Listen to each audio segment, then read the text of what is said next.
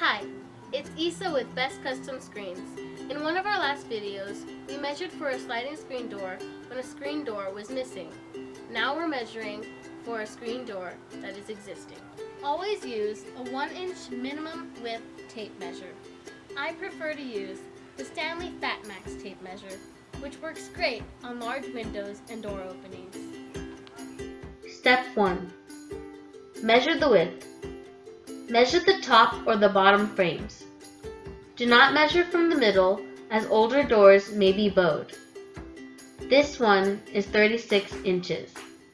Most common widths are 36 and 48 inches. Step 2. Measure the left or the right side frames. This measurement is 79.5 inches. Step 3. Write down your measurement so that you can order your economy sliding screen door at bestcustomscreens.com. Thank you very much for choosing Best Custom Screens, the company that shields your windows and doors.